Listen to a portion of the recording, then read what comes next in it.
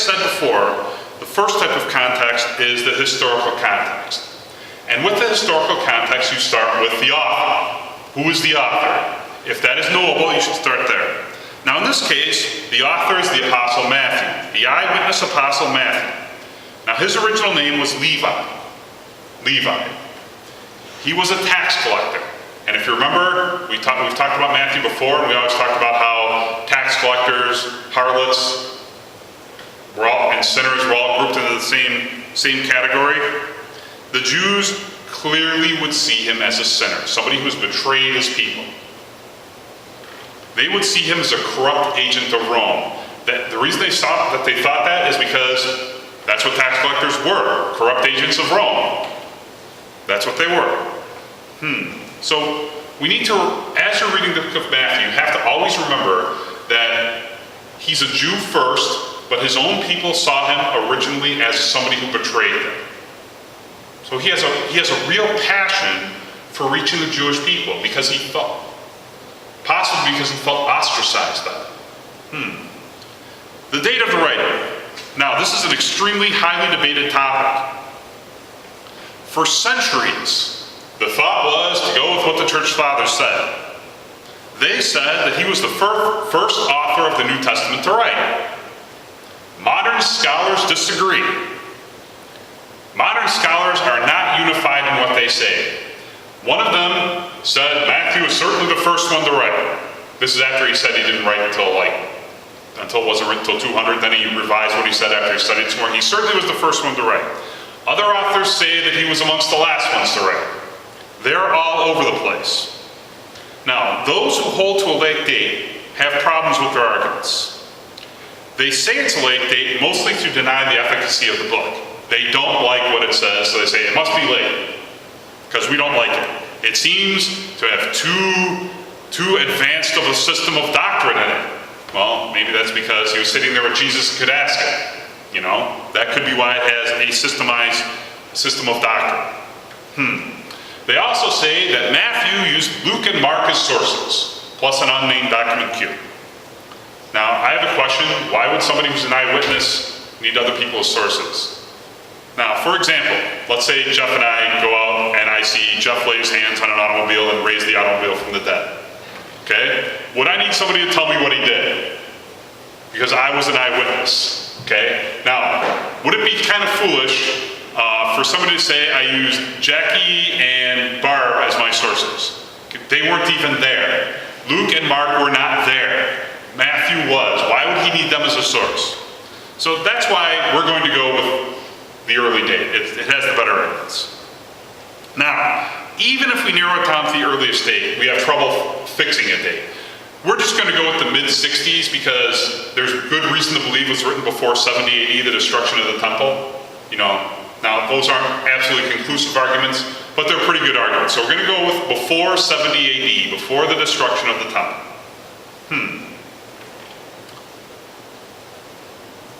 The literary context. Now, it is regarded by many, even non-believers, to be a literary masterpiece. The way that it's organized is into blocks of teaching that show and prove that Jesus was the promised Messiah to the people of Israel. Each of these blocks contains the teaching and history of that living Messiah. Every single part of the book of Matthew is set in some kind of historical narrative. So, the things we have to remember about the literary context is that it's blocks of teaching about the Messiah, organized into blocks of teaching about the Messiah as a historical narrative. Now, for Matthew, the historical Christ to the Jews, the historical Messiah to the Jews, was a central theme. This is clear because of the enormous number of Old Testament references, prophecies that Jesus fulfilled on earth, literally, to show that he was the Messiah. It's kind of like if I promised that I was going to die and rise again, and then I walked out here, let's say I died Tuesday, came back here next Sunday, and said, see, I promised I was going to die and come back. And I said I was going to do it ahead of time. It's the same kind of thing. Suddenly my messages would have much higher authority than if I'd been wrong. But the fact is, he died and came back. We have over 500 witnesses of that. It's pretty clear as a matter of history that he did that. So That's why Matthew is writing that way, to show that there were promises made literally hundreds of years beforehand that Jesus fulfilled. Now, the particular passage we're dealing with is in a group of teachings about the coming of the King in his glory. It's in the Olivet Discourse, and a particular section of the Olivet Discourse is on the coming of the King in his glory, when the Messiah will come again with his angels with him. So it's not that time that he was standing there. It's going to be some future time when he's going to come back in his glory, when he's about to sit on his glorious throne. Which leads us to the grammatical context, what the passage was talking about before that. Directly before that, there were a couple of parables. Both of them were about the Messianic kingdom, the kingdom the Messiah is going to set up. Now, about parables, it is a common myth to assume that they were to teach difficult things in a way that's understandable. I heard that preached for years and years and years, that the reason Jesus used parables was to make it easier for us to understand, taking these extremely complex heavenly ideas and putting them in a method that we can understand. But Jesus himself said that wasn't true. I remember when I first had this passage read to me, how shocked I was, because for years and years and years, I assumed parables were to make complex spiritual things more simple for me, or more simple for believers. Then somebody read me this passage, and I was like, I mean, it was a passage that literally changed my whole way of thinking. Matthew chapter 13, verse 10 through 13.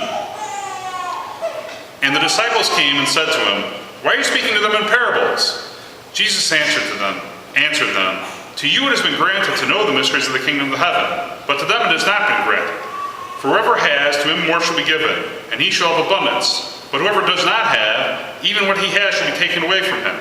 Therefore I speak to them in parables, because while seeing they do not see, and while hearing they do not hear, nor do they understand."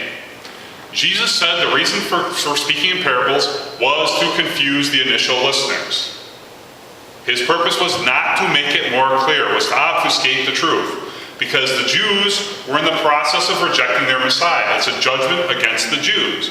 It was done, or the nation of Israel, I should say. It was done to confuse them. It is not to make it more simple. It's to hide the truth, to present it to them so he can say, you know what, I taught it to you, but you didn't get it. You did not have ears to hear, nor did you have eyes to see. You don't get it. So, parables are a judgment. So they could see without seeing. So they could hear without actually hearing. Now the fact is, when he was giving that parable, he was teaching them about the kingdom. The parables directly before that were about the kingdom. Then he says, "But when the Son of Man comes in his glory, and all the angels with him, then he will sit on his glorious throne. All the nations will be gathered before him, and he will separate them one from another, as the shepherd separates the sheep from the goats. And he will put the sheep on his right and the goats on his left." So, Jesus says, but when the Messiah comes in his glory, so he starts off with a couple of these complicated parables. Then he says, but when the Messiah comes in his glory, when the Son of Man comes in his glory and sits on his glorious throne. This is something the Jews would clearly want to hear. Okay, there's the boring stuff, now the parables. Okay, it's kind of like a sermon. When the preacher gets to the application, suddenly you start paying attention. Oh, this is what I'm supposed to do. Now you skip the important part by that point, the teaching. Okay, they were doing the same thing. This is what they want to hear. So we should picture the crowd, a crowd of Jewish listeners. Then this teacher begins to say, but when the Son of Man comes, you can kind of almost see them turning and looking and saying, now you're talking about something I'm interested in. Now I'm going to pay attention. They skipped over the teaching about the kingdom. Then he's giving the judgment for the people who didn't listen to the teaching about the kingdom. This is the stuff they want to hear. They were having their ears tickle. The stuff they want to hear. They were editing out the stuff they didn't like. In other words, all the context they didn't like. Do not be like them. Listen to the stuff even if you don't seem to like it.